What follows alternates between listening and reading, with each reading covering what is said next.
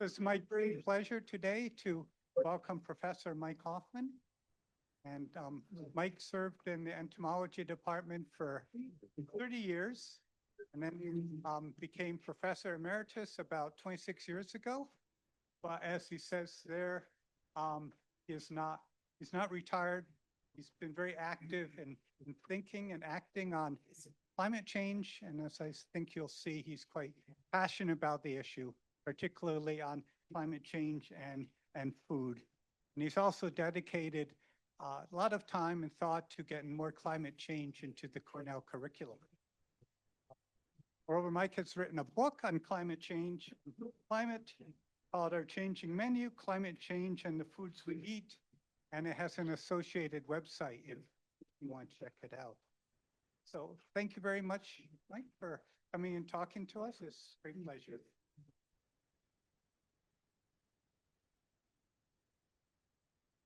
Thank you very much. Glad to be here. Although introduced as a member of the Department of Entomology, I actually spent little time there. My first 9 years at Cornell, I was an entomologist. Then after that, 80% time in various leadership roles. And I enjoyed all the opportunities I had. A couple of questions for you. How many of you eat? Always waiting for someone not. You don't eat? How many of you care about climate change? In one word, describe how you feel about your future given climate change, and you can just yell it out. Hopeless? Uncertain. What was that? Uncertain. One word. Well, that's one word, yeah. Anybody else? One more. Not unusual.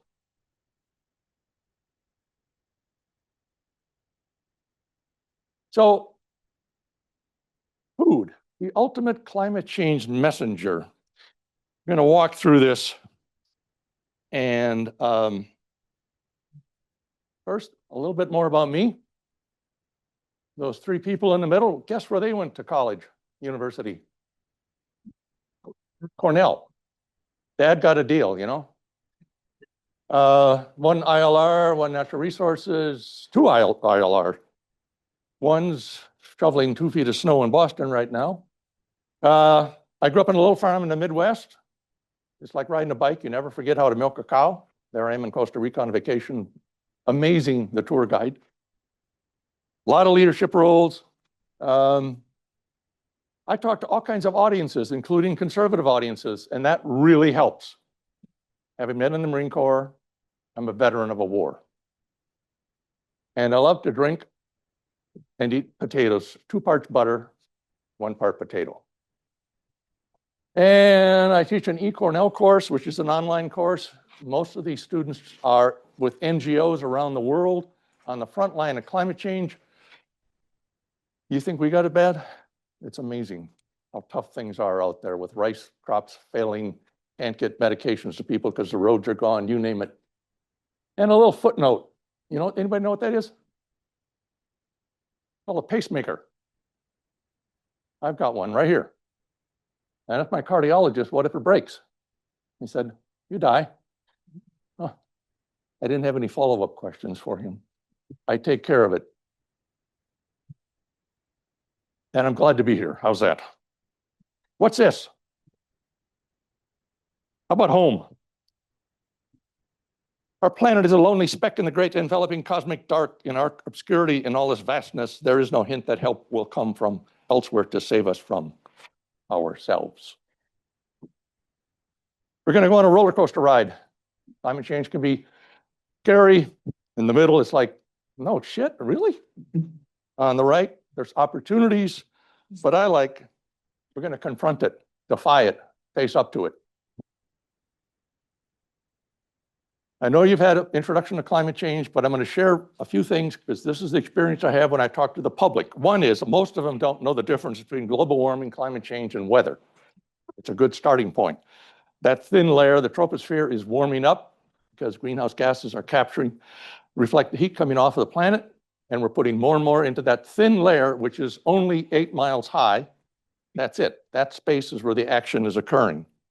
The globe is warming, global warming results in climate change. The long-term average weather and location, and weather is more or less what's happening outside right now. And no, overall, it's not natural. There's still a lot of natural weather, of course, but a lot of it is more extreme. Could I ask a favor? Could I ask a favor? If you're taking notes with your computer open, wonderful. But I would appreciate you listening to me if you're doing something else. That's a request, not a command, not a demand. Thank you. This is your future we're talking about. How do I describe this to public audiences? Well, if you're on a plane and you look down, when the captain says we're at cruising altitude, you are looking through that thin layer. If you're walking to Cornell bright and early in the morning and you look up and see jet trails, that's how thin that layer is. Or think about the peel on an apple. That's how thin the layer is we live in. And I love this quote from Edward Abbey: better a cruel truth than a comfortable delusion. You okay with that? Sorry for all the questions. I'm sure you've all seen the hockey stick graph of carbon dioxide increases. And you can see 26, 25, 24, every year we gain 2 to 3 parts per million. 50% higher than we should be. And it's going to take a long time, if ever, hundreds of thousands of years to recalibrate the system. That's one way to depict this change in the atmosphere. Here's another one. Think of a bathtub. Yes, that's me, but not my legs. Think of a bathtub. The faucet, 200 years ago, the faucet and the drain were in balance. So the flow, the water coming into the tub was going out at the same rate out the drain. But today we've turned up that faucet. The bathtub, the atmosphere is filling up with greenhouse gases. Faster and faster. So what do? The goal now is to stabilize the system, prevent it from getting any worse, if at all possible. Sure, most of you are aware where greenhouse gases come from, but I'm focusing on agriculture and food. So in the US, 10% of the greenhouse gases come from on-farm. The reason I'm emphasizing this, you'll often hear 30% or 25%. That is the food system, not just the farm.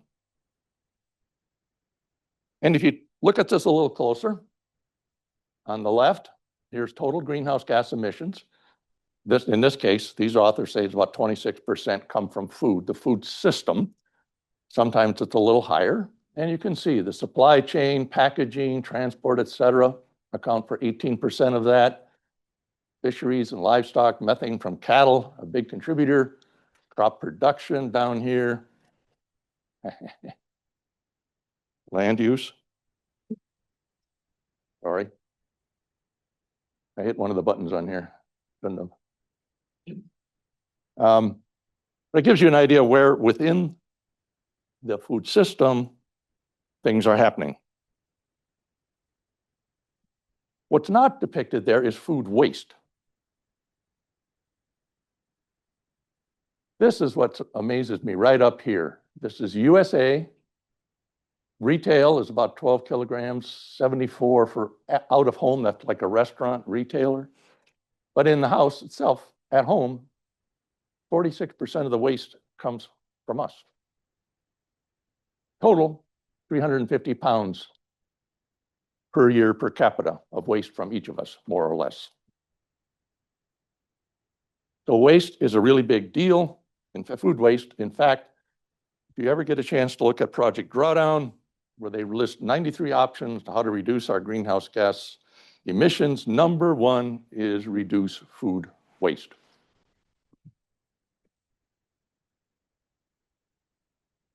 I often hear, let's eat locally. And when I'm asked that question, Mike, what do you think of local grown? It's more important what you eat than where it comes from. Look at this top line. Well, first of all, look at the greenhouse gas emission.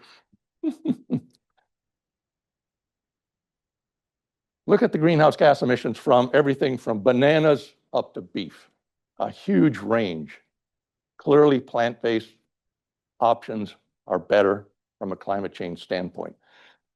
But then let's look at transport. It's really a tiny, tiny fraction of the supply chain, the greenhouse gases emissions from the supply chain. So again, it's more important what you eat than where it comes from. I'm not in any way saying local grown isn't good. It's good for the community. It's good for the local farms, all kinds of positive things. But from a greenhouse gas emission standpoint, it's not as important as most people think. A lot of us who are in this business follow the news, the climate change news. Be careful by doing this. You can quickly get really bummed. So this is the latest, just came out on February 11th. The title of the article, The Risk of a Hothouse Earth Trajectory. Earth's climate is now departing from a state of conditions that supported human civilization for millennia. And I'll stop there. That's enough. But it's getting a little more frightening every day unless we do something about it.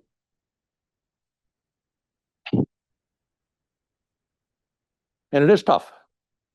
Survey of 16,000 youth in the US a few years ago showed that a little over 3/4 for their future is frightening. 85% worried about climate change. We did a small survey of Cornell students. We're actually going to do a very large survey of Cornell's undergrads, in fact, all undergrads, if we can reach you all, on how you're doing with climate change. But in the smaller survey, we found 84% of Cornell students very worried about climate change. A lot of youth think humanity is doomed, hesitant to have children. Clearly, climate anxiety is on the rise. There are times when I freeze up because I'm not sure what to do. But then again, I think of my pacemaker and think, hey, I'm still here. How do you deal with this? Your feelings are justified. Connect with nature. Meditate. Don't doom scroll. Try to take all this information in. Work with others really helps. Action is the antidote to despair. Watch out for burnout. Choose your battles. And you're not alone. Get help if you need it. And we can't give up. Imagine a world without ice cream. There'd be darkness and chaos. You know, I'm trying my funniest jokes here, and it's just like, it's okay. It's okay. We have climate change heroes. What is this creature? Sea otter. Happens to be off the California coast. Well, sea urchins are going crazy. They're multiplying so fast, they're eating the kelp because of warmer waters, but guess who's eating the sea urchins? Sea otters. They're heroes. And more good news. And last year, renewables overtook coal and electricity generation. EVs make up more than half of sales in China. Sale of gas cars peaked in 2017. Renewable energy, particularly solar, will go faster and projected to go faster by 2035. And finally, in my, quote, retirement years, I switched a lot of my money to ESGs. And according to this, I did the right thing. My financial advisor said, that's not the right thing. I'm going to pause now. At this point, any questions, challenges for me, comments? This is, I know, surprise, but. Nope. You said CV or EV. What's an EV? Electric vehicle. Electric vehicle. Sorry.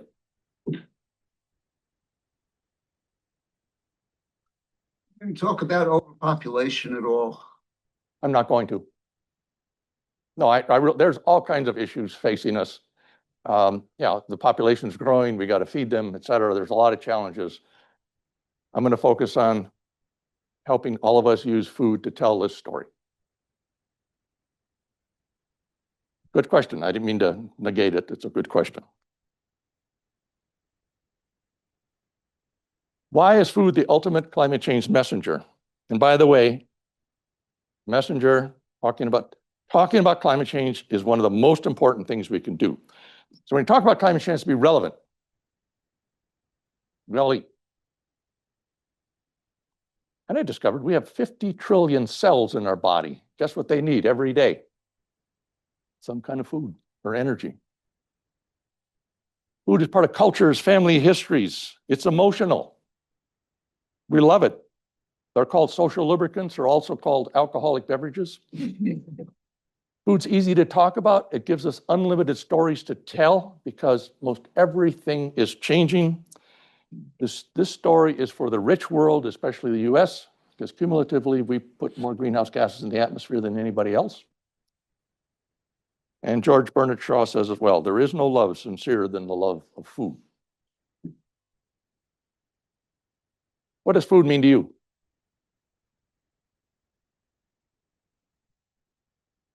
Family? Friends? Community? Existence? Those are the words I hear. Where does it come from? How many knows? Okay. A question. Where do we get most of our avocado from? Mexico? Somebody got it right. Coffee belt around the planet. Teas, Asia. 99% of the sushi rice we eat in the US comes from California. Cashews from Vietnam, bourbon, I don't care. Pumpkin seeds, 75% of pumpkin seeds come from China. Grass-fed beef, a lot of it comes from Australia. And spices from India. But then put that in the context of climate change is worldwide. So all of these things are being affected. Where does it come from? It's not just a place, it's people. Somebody, that local farmer, local grown farmer, had to bring the stuff into the farmer's market. The woman in the upper right is pollinating vanilla blossoms, one blossom at a time. That's how it's done in Madagascar.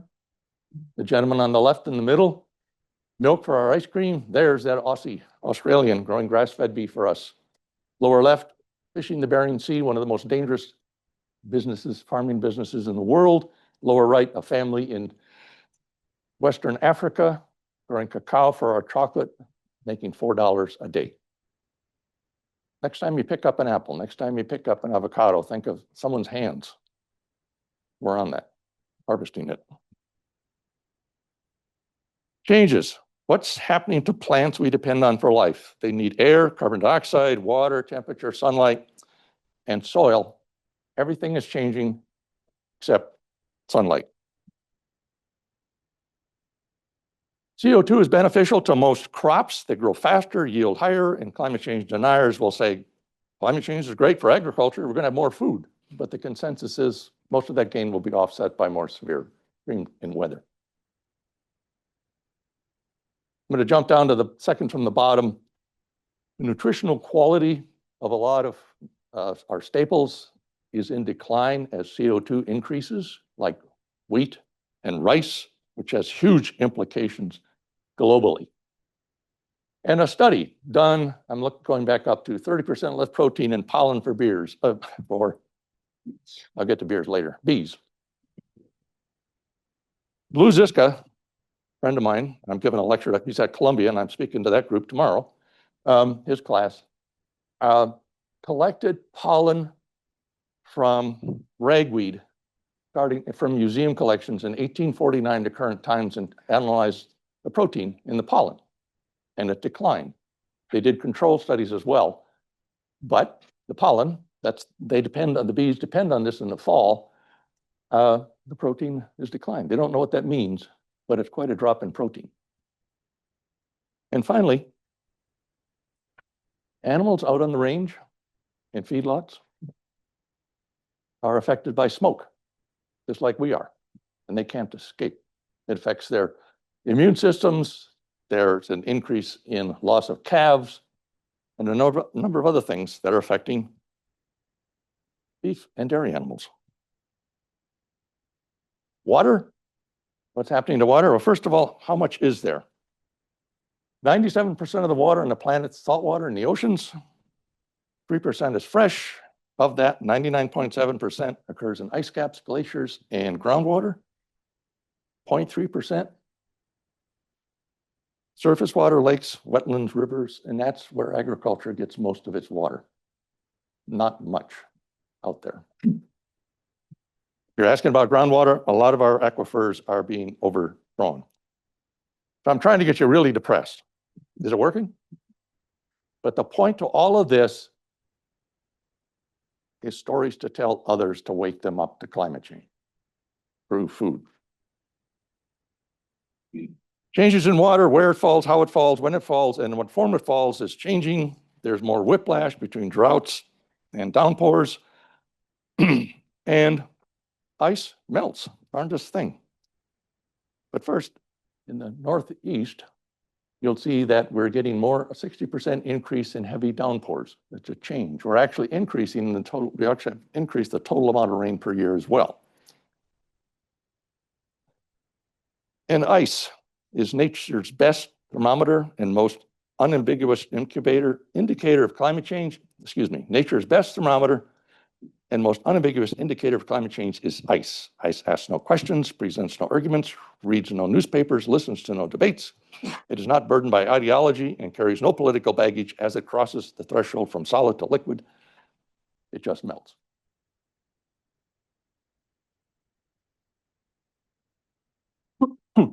That's me having blueberries in the morning.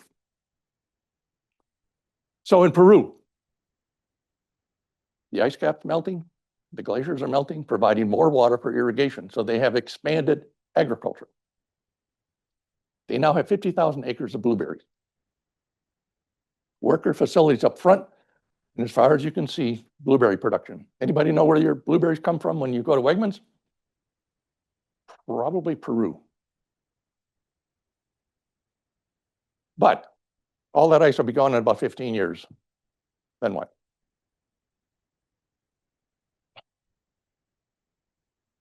And hail is getting larger, that little crystal. There's more turbulence in the upper atmosphere. It gets thrown up more and more, and each time it does, it gets a little bit bigger and drops finally as larger hail. Now look into the future. You can see here, wet areas today will get wetter, dry areas drier. So if you look just at the US, the Northeast will actually get wetter, but the Western US will get drier. The oceans, these are phytoplankton, plants of the ocean. In some areas, they're in decline because of stratification of warm water in the upper layers of the ocean. The upwelling of nutrients is inhibited, so they're not getting the nutrients they need, but yet they're the basis of the food chain. They also produce half the oxygen we need. These are pollock. How many have had fish sticks? Well, if they're made from pollock, the pollock are caught in the Bering Sea, shipped to China for processing, then imported into the US. However, the young pollock feed on algae under the ice, but the ice is retreating. A little more complicated than that, but that's kind of the take-home message. And I'm sure you've heard of acidification of the oceans that affects shell-forming organisms that we depend on, oysters here. And finally, this is a snow crab. 3-4 years ago, 10 billion snow crabs disappeared from the Bering Sea because of warming waters. They basically increased their metabolism. They ate more and more until there was nothing left. Then they starved to death. Temperature changing, of course, but it's not that simple. Winters are warming faster than summers, which means the trees such as fruit, most fruit and all nut crops require a winter cold period to produce, yield nuts or fruit the next season.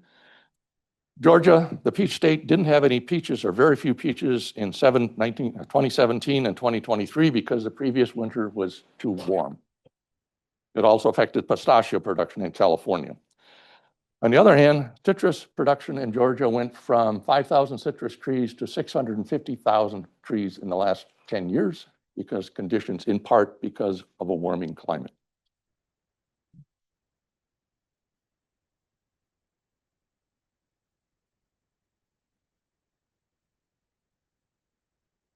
And it can also get very cold. I'm sure most of you heard about polar vortex and the cold weather we have had.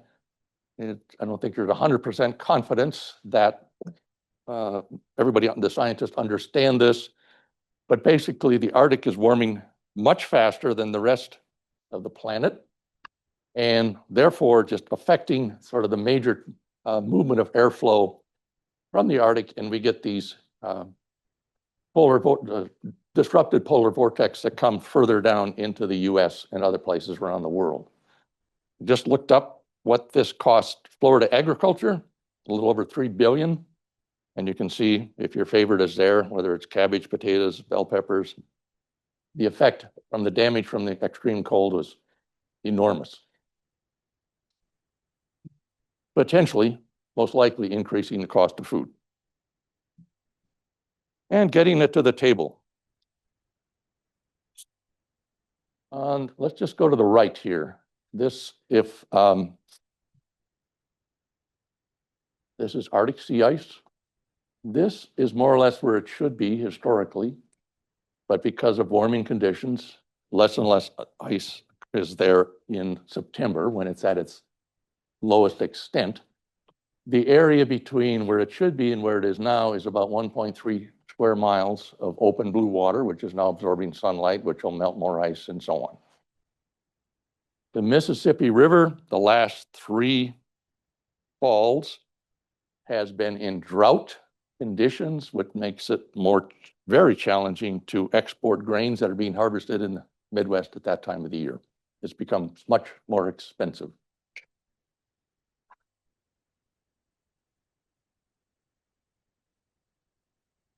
And I think you're all watching the weather in the news, what's happening in New York City right now. The nor'easter. Scientists are predicting fewer of these in the future, but more intense when they do occur. So we get heavy snow, strong winds. And I have a daughter in Boston. I think she'll be shoveling snow for the next several days, the way it sounds. Wind speeds. So since 1940, there's been an increase in wind speeds and precipitation rates. Why? A warmer atmosphere holds more moisture, and additional energy is coming from warming oceans. So it's increasing the strength of nor'easters. A little statistics about New York City. 95% of the food supply comes to the city by truck. So needless to say, a snowstorm like this or a blizzard interferes with transportation of food. 13,000 trucks go in and out of Hunts Point, which is a major terminal for food in the city. And 30% of the daily traffic over the George Washington Bridge is carrying food. So again, when you have a storm like this, it interferes with food supplies. So if one looks at a menu, it's hard not to find that most everything is changing. And you don't need to be a scientist to help spread the word about what's happening to food. Coffee, I don't want to talk about. But I'll move on, walk through a couple examples here. Social lubricants, I'm sure none of you imbibe these. How many drink beer? How many are over 21? The different number of hands. Anyway, every one of those glasses has a story to tell about what's happening. But I want to do this. That is the ultimate Bloody Mary. And yes, I drank it and ate it, and then I took a nap. That's okra on the top of the bun. Now produced in Wisconsin, where I grew up. Unheard of before, but crops are moving north. The celery, vitamin C is increasing in celery. Hot sauce, hot peppers are getting hotter when it's dry and hot. Cheese, back to Wisconsin. Last year or the year before, they had a drought, which could have been natural, but I'm just thinking it's more of an extreme. They had to switch to forage, for the dairy cows, and it affected the flavor of cheese. In Wisconsin, it's hard to imagine. Eggs, if chickens are reared out of doors under hot conditions, the eggshells are thinner, the eggs are smaller. The bun, nutritional quality of wheat is declining.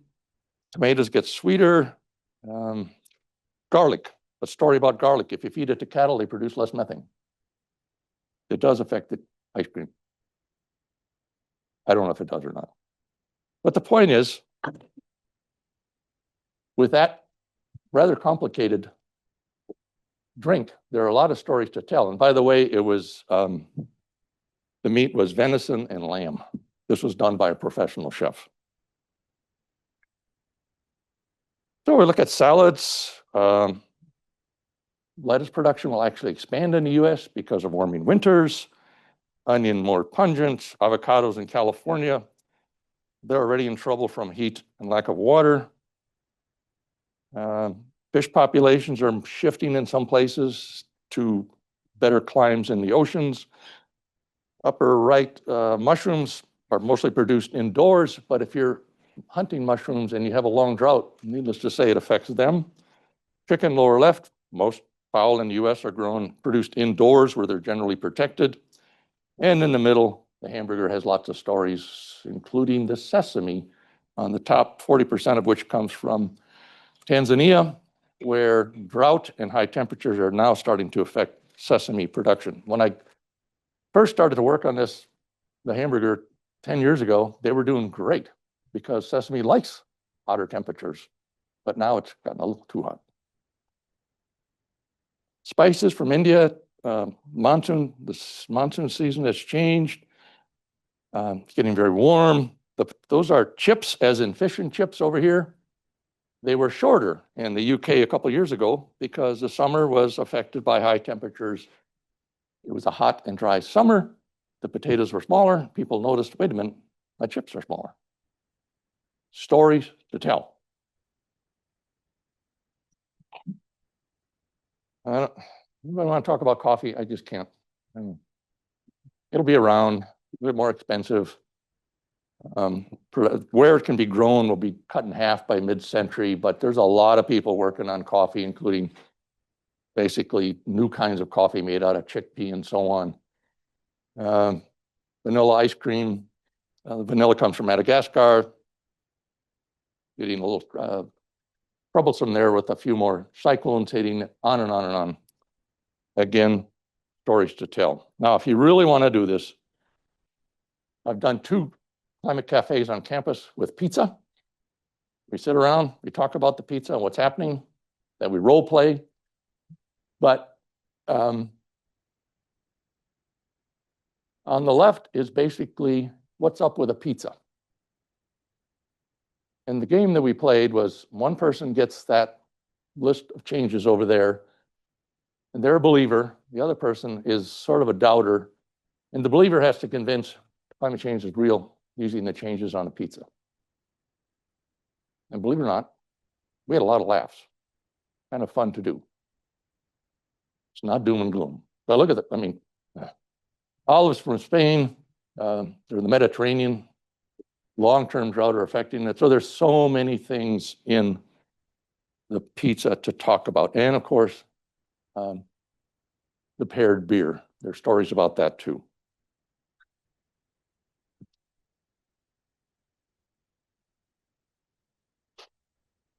So next time you're in a restaurant, just look at that menu. And it's hard to find something that's not changing.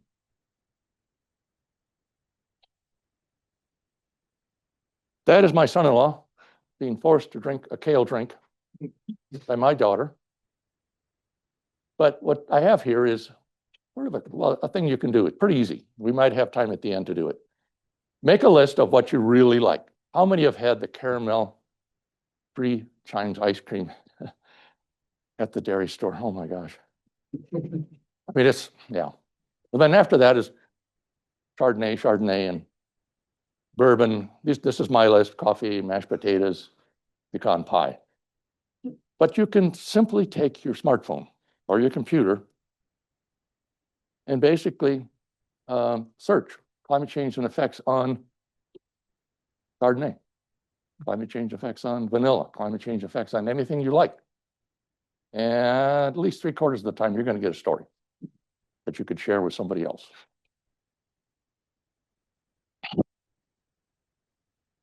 And it's not just food. I'm sure you're all aware of the New York Society of Cosmetic Chemists, right? You are? Really? Oh, cool. Yeah, I was asked to be a keynote at their meeting a year or so ago. Talk about climate change impact on cosmetics. And cosmetics, the definition of cosmetics is very broad. It's toothpaste, shampoos. It's more than just like perfumes and deodorants and that sort of thing. But they depend on a lot of plant-based products. Flour, for scents or perfumes. It's a long list, but it's another story to make climate change relevant to people. Hate to do this, but pet food. If human food is changing, so is pet food. Textiles are changing. Cotton, for example. Medicinal herbs, obviously. Because sometimes the actual chemistry of the plant is changing, and you can imagine the impact on medicinal herbs. More stories to tell. A little pause. Anybody has any questions? Want me to go away?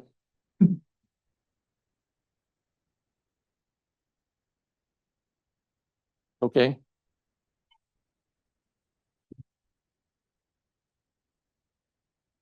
So does anybody care about climate change effects on food? We did a national survey in 2021 in the US of adults. And one of the questions was, how concerned are you about climate change impact on food choices? To our surprise, on the left, 86% of the Democrats said concerned and 61% of the Republicans. Are you willing to pay more for something, food product grown with climate-friendly practices? More or less the same results. Do you want to learn more? Again, roughly the same results. So the topic of climate change in food crosses the political divide. I don't know of anything else that does. And then if you ask, is climate change a crisis? It falls back to sort of the standard, yes, Democrats do, but not as many Republicans.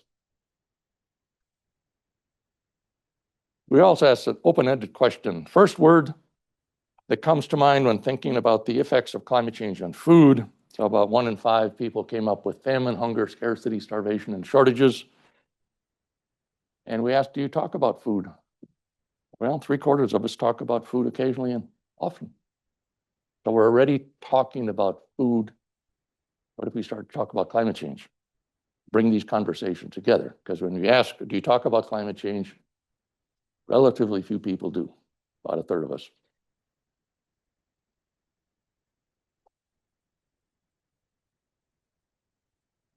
So going back to one of the early slides, how do we confront this extraordinary challenge? I like the word confront. Tackle, threaten, meet head on, face up to, defy, or we can get depressed, overwhelmed, ignore, or deny. There are thousands of people around the world in this fight. And one of the global initiatives is something called climate smart farming, where they're promoting soil health for farmers because the soil is critical. There's a huge carbon deficit that could be made up in soils. And in fact, if all the soils were managed as best as possible, we could almost address climate change.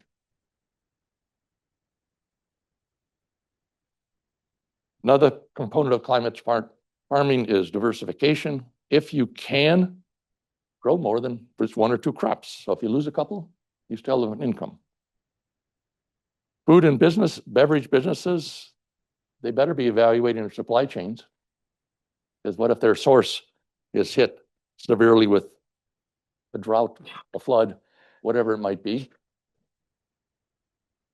And science.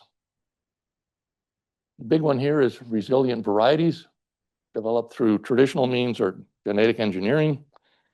And climate modeling. What's it going to be like 10 years from now? Can I, as a farmer, grow the crops I'm growing now in the future? Should I be thinking about changing crops or changing other practices?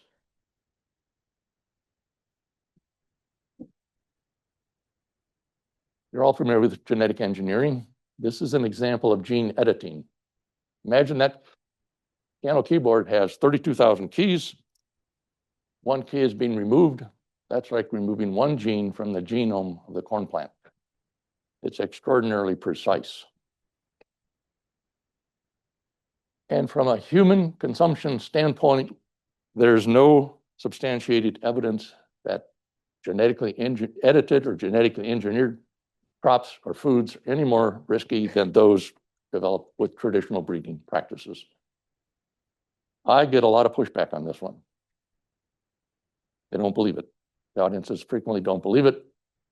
And in part, it's hard not to understand when you pick up most packages of processed food, it'll say non-GMO. Even when there's no way possible that the ingredients within could even have genetic material. What can we all do? As I said earlier, talking about climate change is one of the most important things we can do. Understand what's going on. That's why you're here. Focus on what matters. I feel good about taking recycling out, but it's a far cry from what we need to do.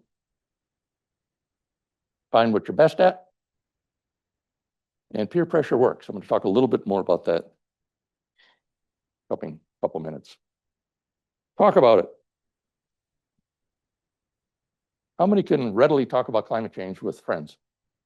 Do you? Okay, good. With not friends, neighbors. A little harder. So, some suggestions. First is listen.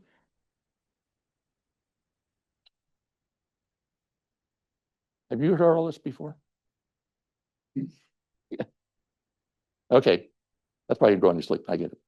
No, she's was in a different class. A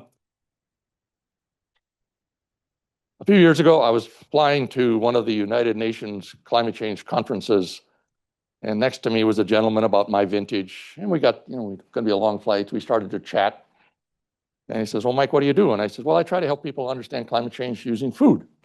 And he leaned over and whispered who he had just voted for.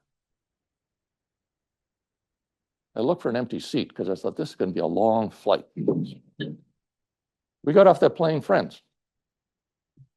Turns out he was the CEO and founder of a major textile company. And in the end, he said, "Mike, my role in the rest of my life is to keep our plastics, our garbage from our industry out of the oceans." But we can be friends. So listen. Mention there's a consensus. Focus on solutions. Hey, we can save money. Avoid too many facts. Make it relevant. Talk about food. The greatest motivator for action on climate change is love of the next generation, by far. Don't use fear, make it a conversation.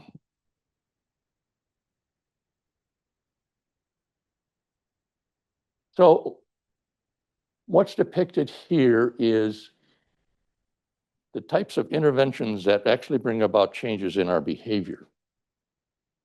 And so education, we can inform people about an issue. And as you can see, that's kind of on the low end. We can give them money, financial incentives. That takes us to a better spot. But actually, the greatest thing to bring about a change in behavior is peer pressure. If you tell somebody you're doing something, let's say you've changed your diet for climate change or you've done something else, that actually can influence the other person's behavior. And the story is like if you're the first one on the block to put on solar, all of a sudden you'll see others putting on solar on your home.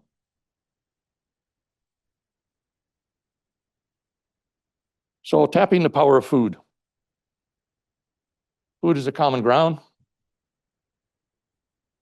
What if we got consumers, chefs, the food media, food businesses all telling this story? And one example is the Food Network has almost 900,000 viewers during prime time. What if they told this story? We're trying to create a much deeper understanding of climate change and awareness using food. We need to move quickly and at scale. We all eat several times a day. Can we dream and think of a social movement driven by food? So I teach a course called Using the Power of Food to Confront Climate Change. And here's 2 quotes from students who took that course. We can wield food as a potent instrument for instigating change, shifting this climate change narrative to revolve around something as universally resonant and dynamic as food holds the promise of inspiring a broader audience to take meaningful action. And the might of food lies in its subtlety, a silent force with profound cultural and personal nuances, making topics like climate change more palatable and comprehensible to diverse audiences. Like I ask you, in one word, describe how you feel about your future given climate change. So I asked that at the beginning of the course. That's the left-hand column. So that same individual had a word at the end of the course. You can see the shift from ambivalent to hopeful, limited to hopeful, uncertain to frightened. They didn't know about climate change. Small to bigger, hot, motivated, anxious, motivated, frustrated, empowered. Because they found food to be a tool that they could now go out and converse with other people, talk to them freely. Like Uncle Bob, who maybe has some doubts about climate change, and do that over his favorite beer. The students were given wild, kind of free, quite a bit of liberty with their total liberty with their final project. They could sing a song if they wanted to. One student brought in her mother's salad, all the ingredients, and made that salad and talked about every ingredient, and she made that salad, and then we ate the salad. Somebody else brought in a loaf of sourdough bread, talked about how he made it, and then broke bread, and we all ate it. But on the left is a student from Honduras. Her father was a coffee grower, and you can see on the left all the bad words associated with climate change. On the right, the good words. On the right, art student, crack the cold one while you can. Point of this is we can all tell the story using our strengths. Somebody wrote an amazing poem. It's about being in the kitchen. From potatoes to rice, grain so grand, their future trembles in an uncertain land. Yet amongst the challenges, hope still prevails in the hearts of those who refuse to fail. So let food inspire, let flavor ignite, a passion for change, a relentless fight. For in the kitchen's dance, where dreams take flight, lies the power to heal, to protect, to unite. We can use all forms of messaging to get this story across. There is an audience for this message. Majority of people in the US feel responsibility to address climate change.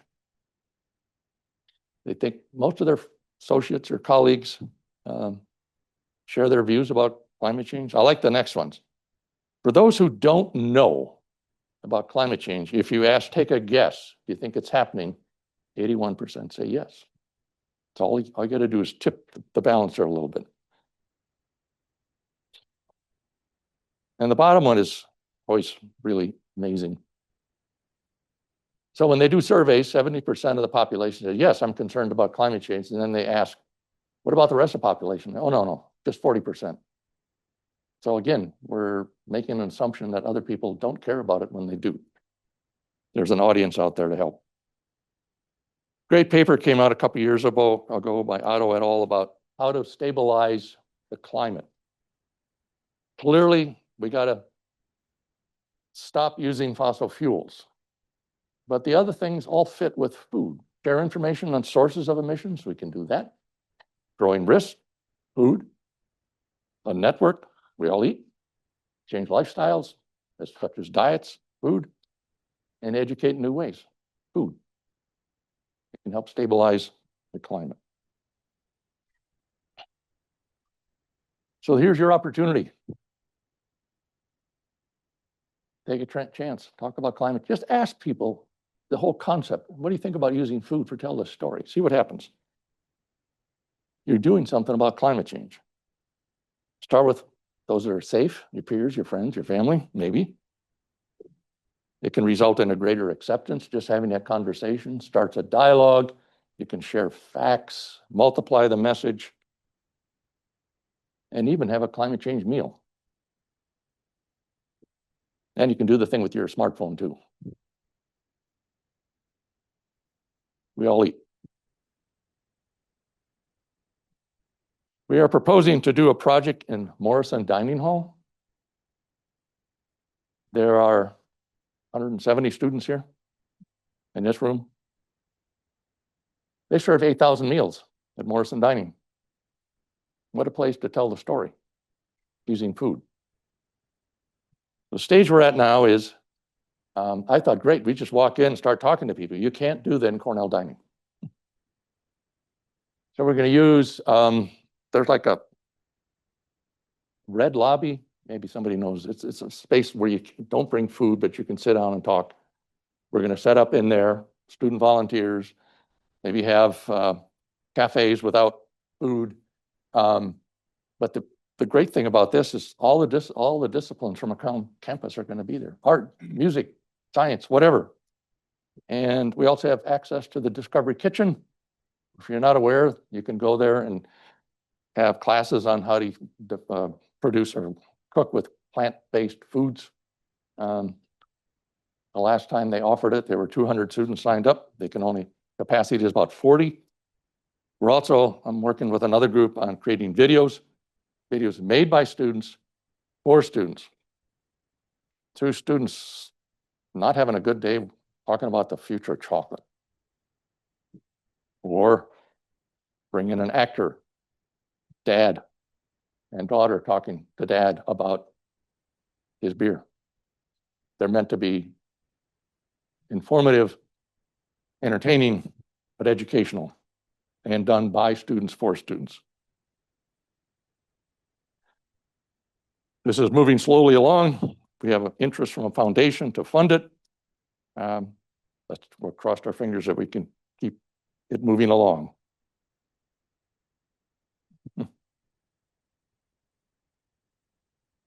Already mentioned our changing menu. $10 on Amazon. And the revenues are coming in, so I'll retire early. Website, check it out. Also done by students. And anybody seen the exhibit in Mann Library on the power of food? If you get a chance, Mann Library staff did an amazing job. The whole lobby is surrounded with panels that talk about the power of food, kind of like this seminar in a sense. And finally, comment from another student, took the class. The future isn't written yet, and that gives me hope. The most powerful thing we can do is recognize that hope isn't just a feeling, it's an action. And we all try to find our gift. That is your greater purpose and how to bring your strengths together, your passions and your values to help tackle climate change. Thank you.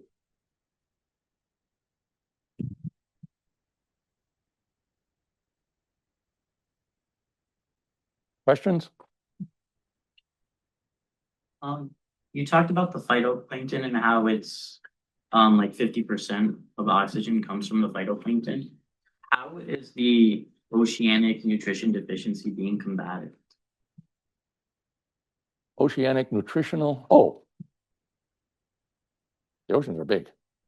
But there's no, to my knowledge, nothing is being, well, excuse me, maybe Peter can help me out, but As far as getting nutrition to the phytoplankton, I don't know how they would do that. It's basically the upper layers are warming. There's this layer now of stratification, and that upwelling can't get through that layer. The nutrients can't get to the phytoplankton, and this is vast areas. So I'm not aware of any way that anybody's combating that. I just want to say thank you for coming. And I was wondering, regarding the food waste, do you know if the United States is doing anything regarding like anaerobic digestion or anything? Sure. Because I know that's pretty prominent in like other areas like Europe. Yeah, Germany has hundreds of anaerobic digesters on farms, and we've got dozens. Yeah, I mean, on a farm, for example, they're very expensive to install and operate, and usually successful only when they can get like a community waste to add to the dairy waste. But it's a big deal to install them, and they're expensive. Thank you. So I have a 3-in-1 question. And the first one, when you started the presentation, you talked about how the food system emits greenhouse gases. So my question is, do you think the cropping system could also be part of the solution to reducing the greenhouse gases right now? I mean, there's a lot of research around soil organic carbon and its ability to, or its potential to sequester atmospheric CO2. Do you think that's like a part of the solution? Do you think the conversation right now is just focused on the food system being a major source of, or being a contributor to the greenhouse gas emission? Did you get that one? Yeah, so I think the question. Sorry, is- I got part of it. I think the question is, if food systems contribute to greenhouse gas emissions, but they also, by using soil carbon, et cetera, they also do the opposite and can take and be a solution to greenhouse gas emissions. So how do you see the interplay? Is that right? Yeah. Well, the answer is absolutely. And by better management of our soil would probably be at the top of the list to keep, use things like cover crops and so on, returning the nitrogen, or excuse me, the carbon back to the soil, holding the carbon in the soil. Obviously, deforestation is a problem because all of a sudden you're opening up this soil that's from which carbon is released, and it should be retained. No, I mean, that's climate smart farming is as I said, number one is soil management. But yes, there are ways to do it. It can cost the farmer money. And, their margins are slim, depends on where you are in the world, all kinds of other complexities. But yeah, I mean, in reality, theoretically, yes.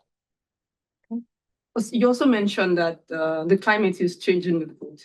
So do you mean it's changing the quality or the quantity? And also, if it's changing the food, is there like data to how if it's limited to just the US, or it's changing the food everywhere? Or is it just the US, or the climate is affecting food everywhere? Everywhere.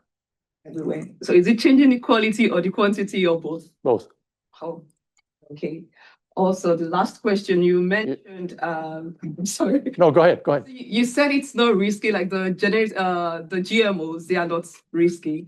So considering like there are certain food that are like engineered to last for a very long time, what would boost our confidence to eating such food? I mean, if pests won't eat the food, is it safe for us humans to consume them unless they're like peppers or something where the other crops pests won't eat? No, I mean, National Academy of Sciences in the US said consumption of genetically engineered foods that come from a genetically engineered crop are as safe as those produced using traditional standard breeding practices. Now, there's a whole aspect of implementation. Millions and millions of acres of Roundup Ready corn, weed scientists said, well, sooner or later you're going to get super weeds because you're selecting for super weeds, and we now have super weeds.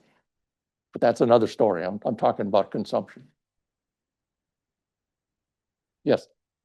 Hi, thanks for coming, Professor. I just had a quick question on sort of messaging, because I know you mentioned that there's like a bit of a partisan gap, sort of on climate change in general. I would go beyond saying sort of, but that's okay. Yeah, there's obviously a very pronounced partisan gap, especially when looking at whether climate change is like a crisis, right?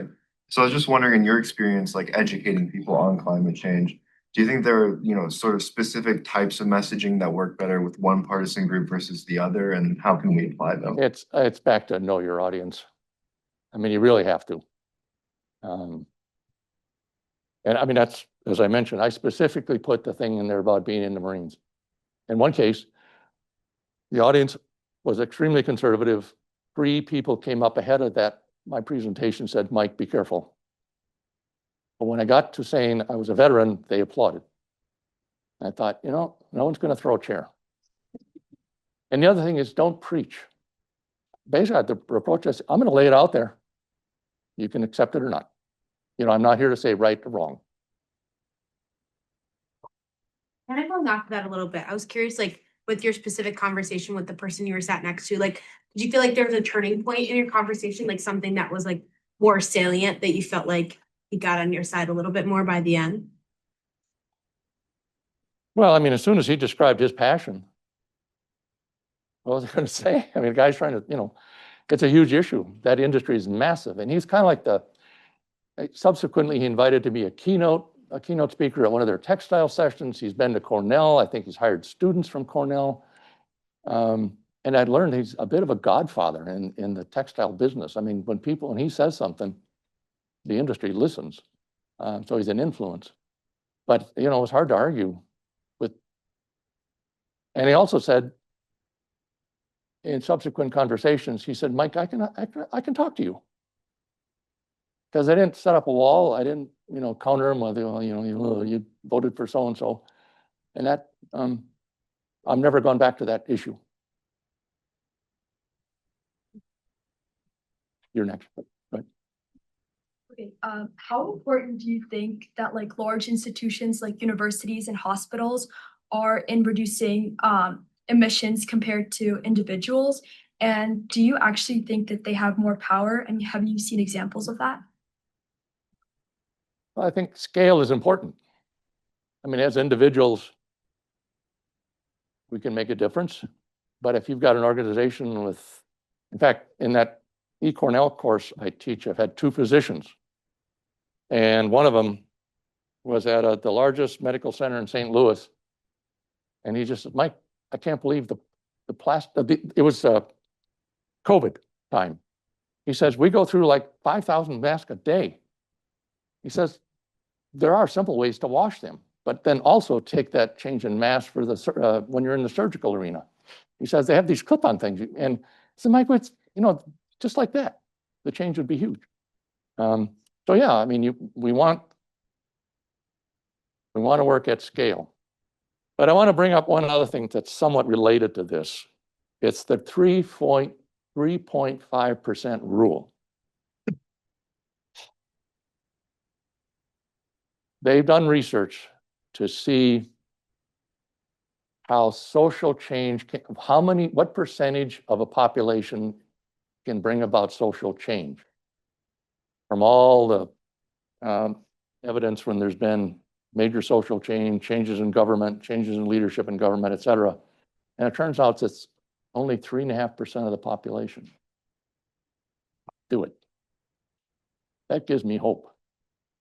Doesn't take everybody. Just be a small number. And specifically, non-violent protest. That's what they were referring to. Question about food becoming less nutritious. And I was wondering like how that is being combated. What? How it's being combated, like how we. Well, I would assume it would be through breeding. We need crops that are resilient to high temperatures, drought, et cetera. And there's a lot of work being done in that space. But I think my best guess is the time frame of the decline in nutrition is maybe a couple decades. I would hope the plant breeders can keep up. And I'm gonna just distract you all just for a second. How many drive cars and use gasoline? What I'm gonna pass around is 5 pounds of pure carbon, which is the amount of carbon in a gallon of gasoline. When you pick it up, it's like, what? But that's how much carbon is in a gallon of gasoline. Please don't drop it. It cost me $100.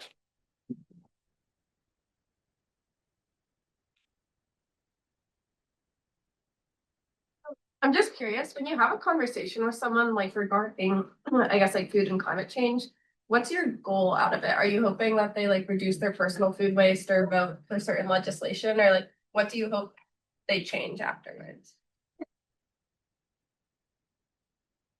Well, it's hard to, well, it depends on how long you are with that individual, the kind of conversation, et cetera, how much you can actually share in that time span. But one, if they said, yeah, I'm worried about it too, okay, then I guess I'd go to this spiel. I've got some ideas for you and how to be a multiplier of the message. But this is,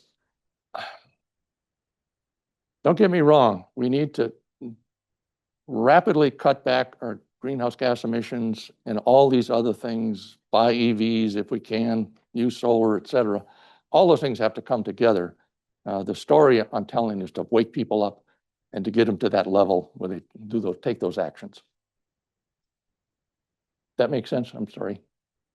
Yeah, so I guess it's just like a framework mindset shift to be more receptive to environmentally friendly changes.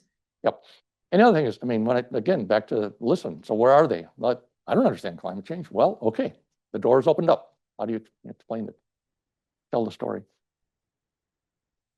Hi, I was just wondering with we looked at like CO2, atmospheric CO2 contributions from different like foods, and with like the beef industry and like beef production contributing so much like CO2, specifically like way more than so many other foods.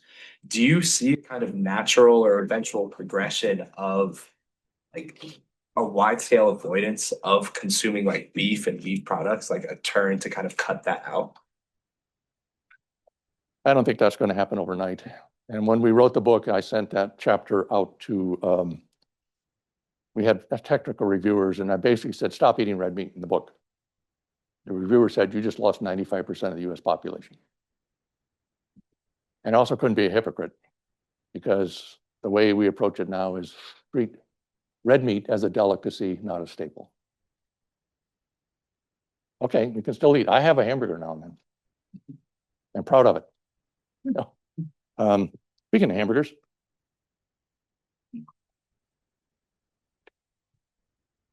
I got a whole bag of props here.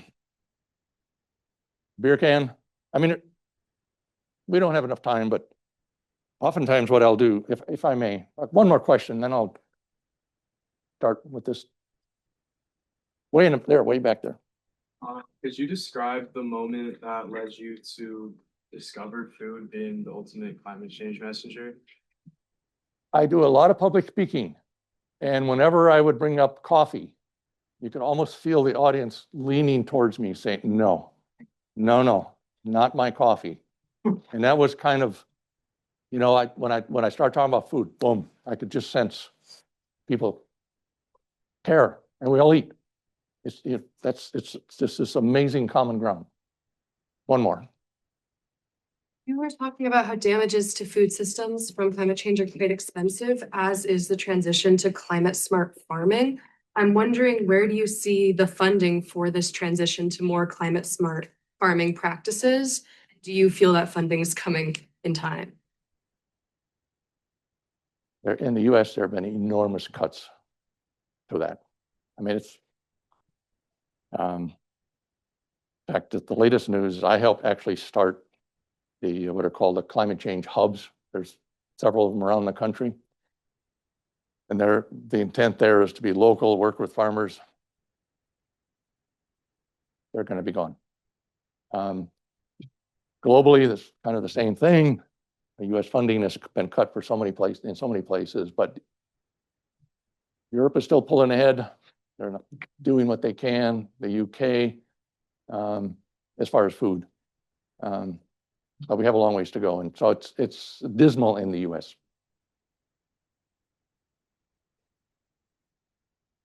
Okay. Man, hair and body, Man Bar Mini. It's men's shampoo. And it's got cloves in it. There's a story about cloves. I'm not gonna tell you, I can't go into all the stories, but something's happened to close. Pet food, salmon. Climate change is affecting salmons in parts of the world. Chardonnay. Pizza. No, I'll probably hurt somebody and get sued. $22 for this stupid plastic pizza. My hat. Oh, what's really fun is take something with lots of ingredients in it, like barbecue sauce, barbecue powder. It's got brown sugar, spices, chili pepper, celery, tomatoes, garlic, onion, paprika. You do a little search on your smartphone, and you're going to find lots of stories.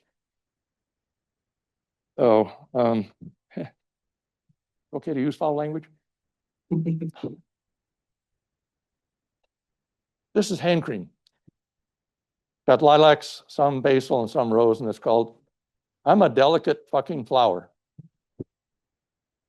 But it's got stuff in it, like probably shea butter, which comes from Africa.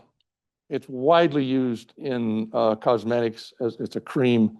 It's in trouble, but it's also an enormous, beautiful story about women farming. Anchovies are moving different places. This is tequila. I think in the past there've been some stress on the agave plant, but the more interesting story is Scotch,